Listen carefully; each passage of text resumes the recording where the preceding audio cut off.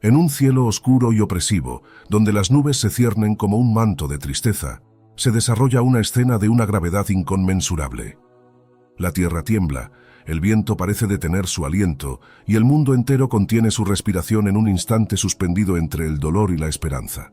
En ese momento, más allá de lo visible para los ojos humanos, dos figuras celestiales se encuentran en vigilia, testigos de un suceso que cambiará el curso de la historia para siempre.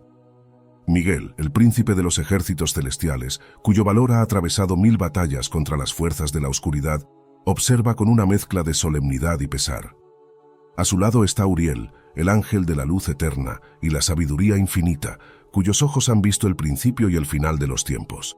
Ambos saben que están frente a un evento que trasciende la comprensión humana. El sacrificio supremo del Hijo de Dios, clavado en una cruz en la cima de una colina polvorienta, en Jerusalén. En la tierra, la multitud observa con una mezcla de odio, incredulidad y desesperanza. Pero en los cielos, el silencio es pesado, casi tangible, interrumpido solo por el latido de un corazón celestial que se rompe ante la injusticia y el sufrimiento. Este no es un momento cualquiera.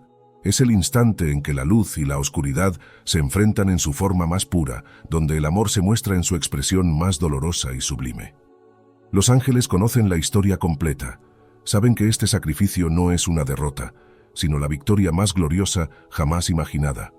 Sin embargo, contemplarlo desde la eternidad duele con una intensidad indescriptible. Miguel y Uriel, guardianes de la justicia y la verdad, sienten cómo el peso de ese dolor celestial se posa sobre ellos, un dolor que trasciende toda lógica y razón.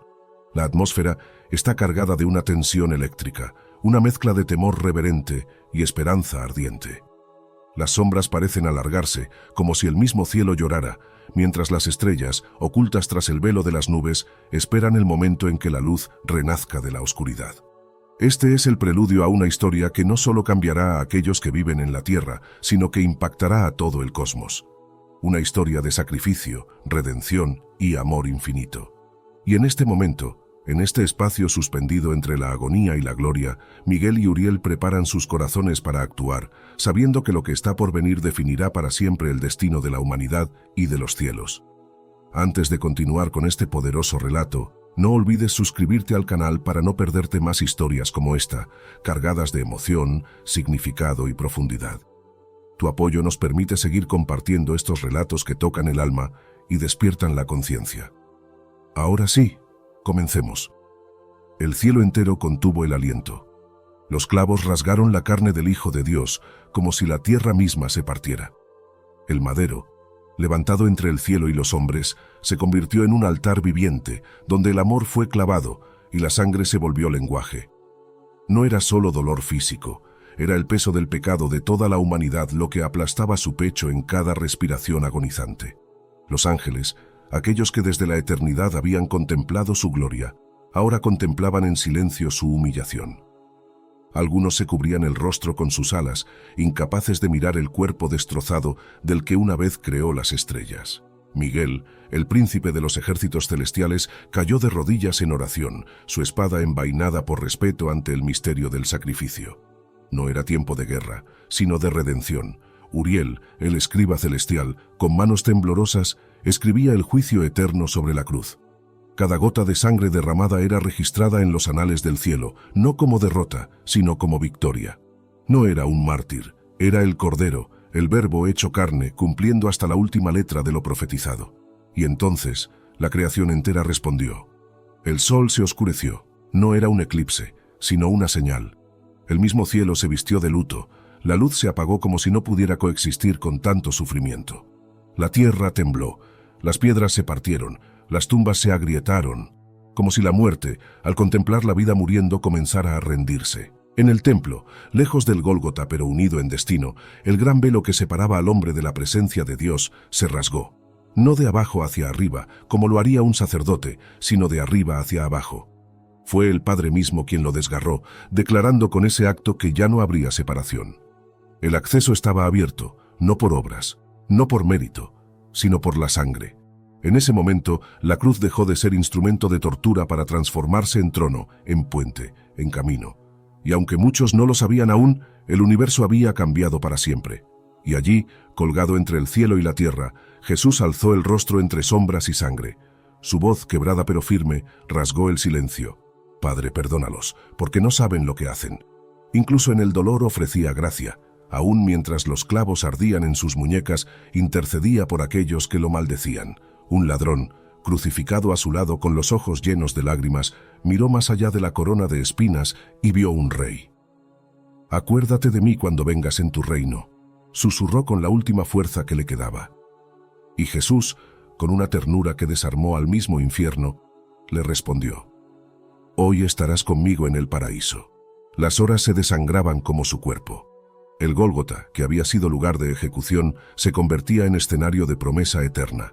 Cada segundo era una semilla sembrada en el polvo, cada suspiro una palabra de amor eterno. Los soldados romanos, endurecidos por la guerra y el deber, comenzaron a dudar.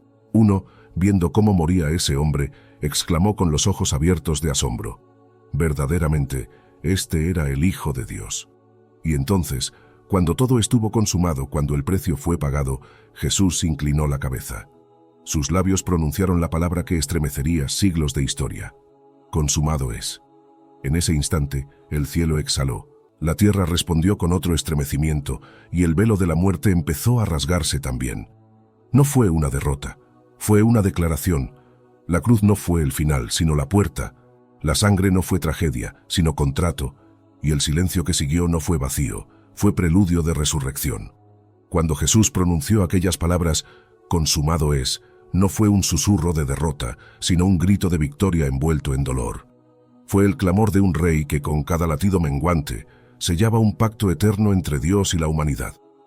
Fue en ese preciso instante, mientras el mundo creía ver la muerte de un hombre, que el cielo reconocía el nacimiento de una nueva esperanza. Su cabeza se inclinó, no como quien cae vencido, sino como quien entrega voluntariamente lo más sagrado.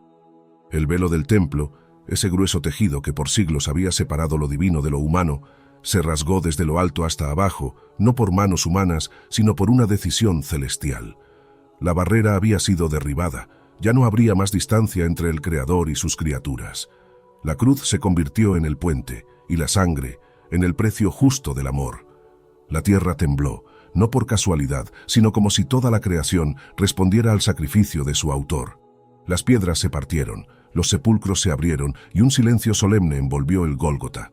Aquellos que se burlaban comenzaron a mirarse entre ellos confundidos, inquietos. La burla se apagó. El miedo, disfrazado de incredulidad, se apoderó de muchos. Habían presenciado una ejecución, sí, pero lo que sentían era el eco de lo eterno tocando lo terrenal. Algo había cambiado, todo había cambiado. Mientras tanto, María, su madre, se sostenía como podía entre lágrimas y dolor. Su alma, profetizada tiempo atrás como traspasada por una espada, sangraba en silencio. A su lado, Juan, el discípulo amado, guardaba el peso de una promesa: cuidar de ella como si fuera su propia madre. En la cima de aquel monte, bajo un cielo oscurecido por el luto, no solo colgaba un hombre, sino todos los pecados del mundo, y en cada gota de sangre que caía desde su cuerpo roto, se escribía una historia de redención. El cuerpo de Jesús fue descendido con cuidado, con una mezcla de reverencia y tristeza. José de Arimatea ofreció su sepulcro, un lugar nuevo, nunca antes usado. Era irónico, pero profundamente simbólico, el autor de la vida, acostado en la cama de la muerte, como huésped temporal. Lo envolvieron en lienzos limpios, como se hace con los reyes, y lo colocaron en la tumba. Luego, una piedra enorme fue rodada frente a la entrada, y guardias fueron puestos para vigilar lo que creían que era el fin. Pero lo que no sabían, lo que no podían imaginar, era que aquel sepulcro no tenía poder sobre aquel que lo habitaba. El infierno había celebrado demasiado pronto. El silencio del sábado sería solo la antesala de un domingo que cambiaría la historia del universo. La madrugada del tercer día llegó con un silencio denso, como si el universo mismo contuviera el aliento. El sol apenas comenzaba a pintar el horizonte con sus tonos dorados, cuando algo inaudito sucedió. La tierra volvió a temblar. Esta vez, no por el dolor de la muerte, sino por la fuerza de la vida misma reclamando lo suyo. Un ángel descendió del cielo con poder irresistible, su rostro como relámpago y su vestidura resplandeciente como la nieve. Con una sola mano, removió la piedra que sellaba el sepulcro. No para que Jesús saliera, sino para que el mundo pudiera ver que él ya no estaba allí. Los guardias, al ver tal aparición, cayeron como muertos, paralizados por un temor que venía de lo alto.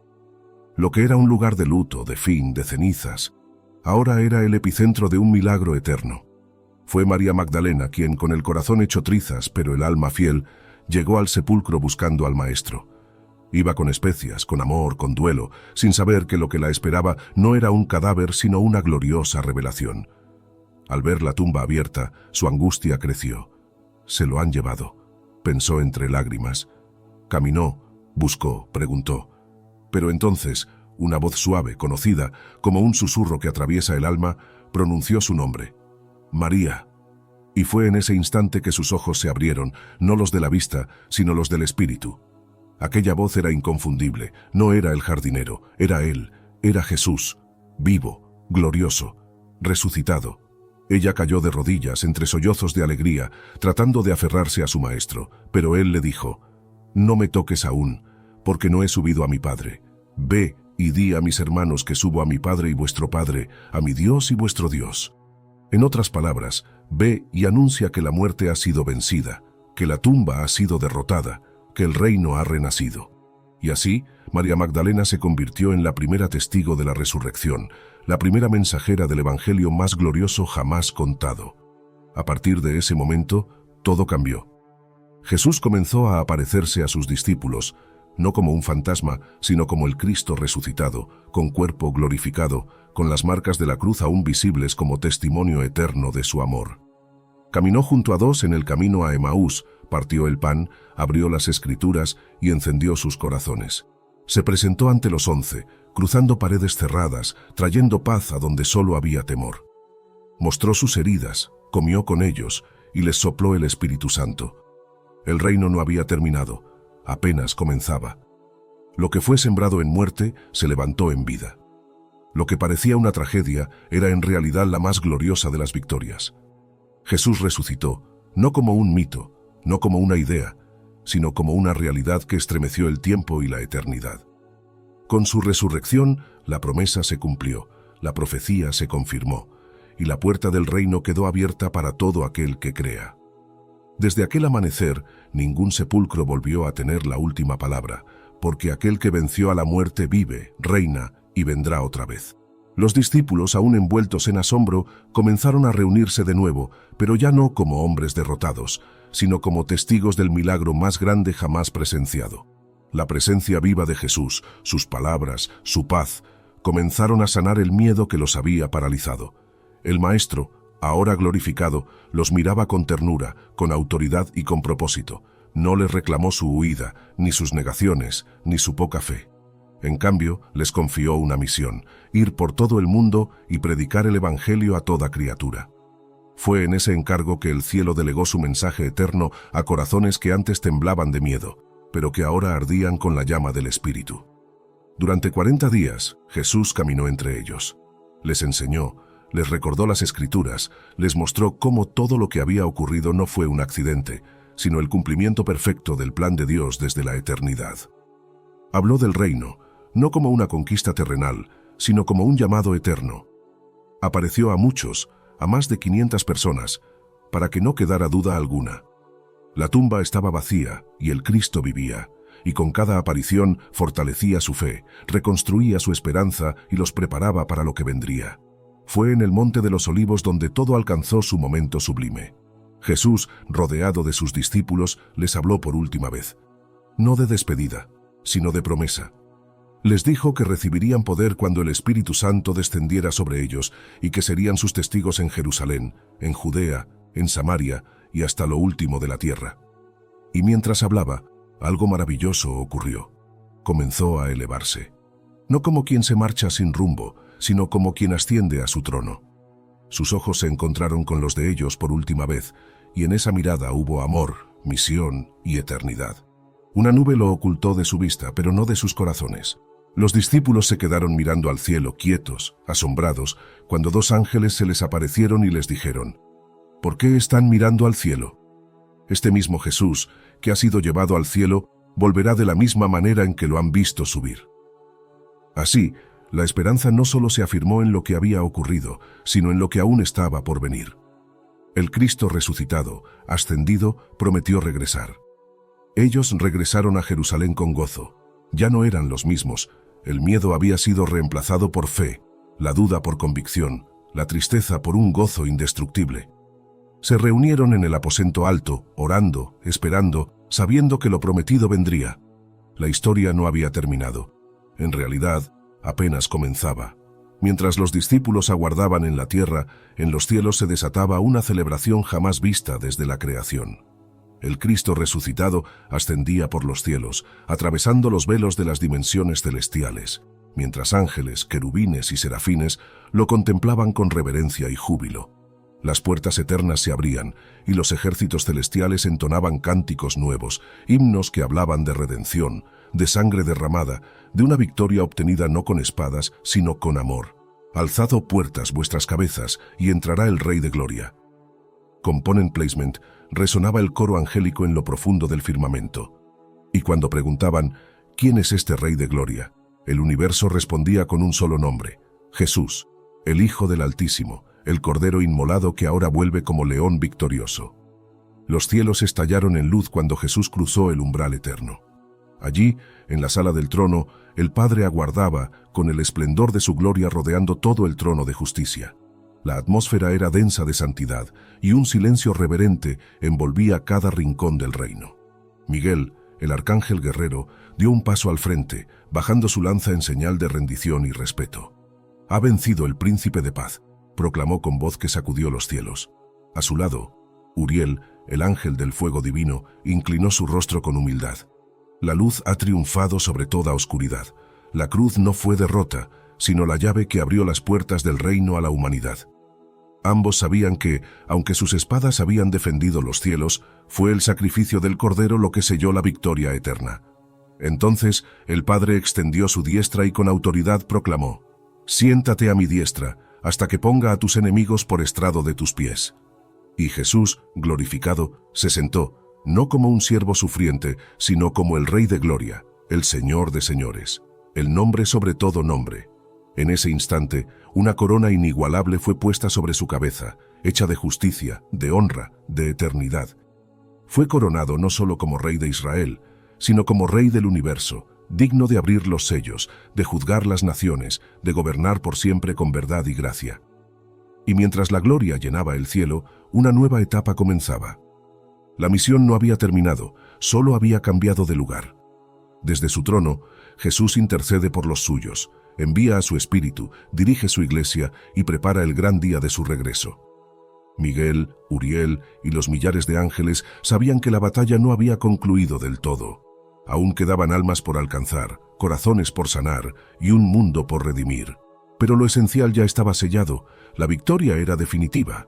El enemigo había sido vencido, el pecado derrotado, la muerte desarmada. Jesús, sentado a la diestra del Padre, era y es el símbolo eterno de esa victoria. Y así, desde lo alto, el Cristo glorificado mira a su iglesia, la fortalece, la guía y la llama a ser parte de su misión. Él vive, reina y vendrá otra vez. Esta es la esperanza que arde en el corazón de los redimidos. Esta es la verdad que transforma la historia. Y mientras el Rey entronizado contempla a su pueblo desde la eternidad, en la tierra comenzaban a encenderse las primeras llamas de lo que sería una revolución espiritual imparable. Los discípulos, aún marcados por la huella de la cruz y embriagados por la certeza de la resurrección, esperaban con corazones rendidos el cumplimiento de la promesa. En un aposento alto, ocultos del bullicio del mundo pero abiertos al cielo, oraban sin cesar. No tenían templos, ni riquezas, ni influencia política, pero tenían fe. Tenían la palabra viva que ardía en sus entrañas. Y lo más importante, tenían la promesa de que el Espíritu Santo descendería con poder. Y entonces llegó el día. Un estruendo vino del cielo, como de un viento recio, y llenó toda la casa donde estaban. Lenguas como de fuego descendieron sobre cada uno, y comenzaron a hablar en diferentes lenguas, no por sabiduría humana, sino por impulso divino. Era el Espíritu Santo, el mismo que se había movido sobre las aguas en la creación, ahora llenando hombres y mujeres comunes para hacerlos portadores de una gloria eterna. Había nacido la Iglesia, no una institución, sino un cuerpo vivo, no un sistema religioso, sino una comunidad encendida por la presencia del Dios vivo. Pedro, aquel que había negado, ahora se levantaba con poder. Ya no hablaba desde el temor, sino desde la revelación. Proclamó a Jesús como el Mesías prometido, como el crucificado y resucitado, y miles creyeron en un solo día. Las calles de Jerusalén se convirtieron en altares, las casas en templos, los corazones en moradas del Espíritu. Y así, el mensaje del reino comenzó a avanzar, primero en Jerusalén, luego en Judea, después en Samaria, y finalmente hasta los confines del mundo. Mientras tanto, desde su trono, Jesús enviaba visión, dirección y consuelo. Cada vez que un mártir daba su vida, Él estaba allí. Cada vez que una oración subía, su intercesión la acompañaba. Cada vez que un alma creía, el cielo celebraba. Porque Él no se fue para olvidarse de los suyos, sino para estar en todos a través de su Espíritu. Miguel seguía atento, Uriel permanecía expectante, y las huestes celestiales continuaban su misión invisible: proteger, guiar y servir a los herederos de la salvación. Y el cielo y la tierra ahora caminan hacia un mismo destino, el día glorioso en que el Rey regresará. No como el siervo sufriente, sino como el juez justo, no montado en un pollino, sino en un caballo blanco, no con una corona de espinas, sino con muchas coronas de gloria. Y en su muslo estará escrito: Rey de reyes y Señor de señores. Ese día, toda rodilla se doblará, toda lengua confesará, y los redimidos levantarán su voz con un canto que ha estado aguardando desde la eternidad. Digno es el Cordero que fue inmolado, de recibir la honra, la gloria, la alabanza y el poder por los siglos de los siglos. Y así, la historia sigue, no escrita ya en papiros ni en tablillas de piedra, sino en los corazones de aquellos que han creído. Los siglos han pasado como el rocío de la mañana, y aún su nombre sigue siendo lámpara para los pies del peregrino, espada en la mano del justo, bálsamo en las heridas del quebrantado. El mundo cambia, el hombre olvida, los reinos caen, pero su palabra permanece. Los imperios que se alzaron contra él ahora son polvo. Las voces que lo negaron se han silenciado, pero el canto de los redimidos no ha cesado. Aún en las prisiones, aún en los valles de sombra, alguien susurra: Él vive. Porque no es una religión, es un reino, no es una memoria, es una presencia, no es historia antigua, es una llama que aún arde. Y a ti, lector de esta historia, tú que caminas en un mundo cansado de promesas rotas, a ti se te extiende la misma invitación. No a una religión más, sino a un encuentro con el Rey que venció la muerte, el que fue, el que es y el que ha de venir. Porque aún queda un capítulo. Aún resuena en el cielo la orden no pronunciada: toca la trompeta. Y cuando esa trompeta suene, los cielos se abrirán, la tumba se rendirá, y los ojos de toda criatura verán al Cordero de Dios descendiendo en gloria. Y entonces no habrá más llanto, ni más muerte, ni más noche, porque el mismo Dios habitará con los hombres, y la tierra será llena del conocimiento de su gloria, como las aguas cubren el mar. El Rey volverá, y esta vez para quedarse. ¿Y tú, estarás listo para ese día? Si te ha gustado este video, no olvides darle like, suscribirte al canal y activar la campanita para no perderte ningún contenido nuevo. Gracias por acompañarnos en esta historia. Déjanos tus comentarios abajo, queremos saber qué te pareció. Nos vemos en el próximo video.